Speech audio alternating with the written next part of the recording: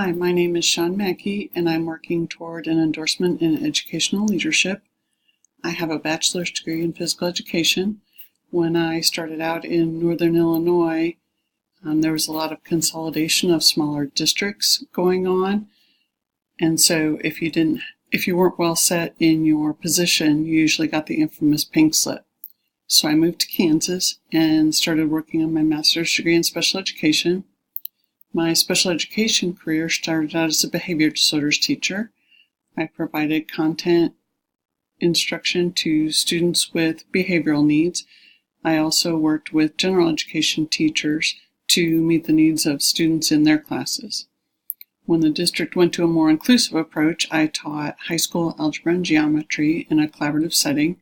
And then during this time, I was also the department chair of the special education department. Currently, I'm a secondary special education instructional specialist. I work with middle and high school teachers to find resources to use, as well as provide training to better educate students with special needs. My current situation is pretty unique. At this time, my personal and professional goals are pretty much in alignment. Theoretically, I could be thinking about retirement in 2 years. In reality, I believe that with continued learning, I can positively contribute to my community and the district for at least the next 5 years. So the future looks exciting.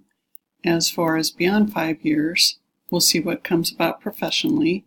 Personally, I plan to be on a beach somewhere warm, and we'll see what happens from there. I chose the Fort Hays State program because it was one I could manage while working full-time and keep up with my duties. I also like the schedule of the program with the 8-week classes. Finally, I like the non-degree endorsement program. At this time in my life, I don't feel like I need another degree.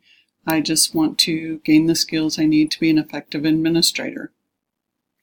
My goal coming out of this is to gain a position as a special education coordinator to hopefully affect change in how students with special needs are being served and make their education better. Thank you.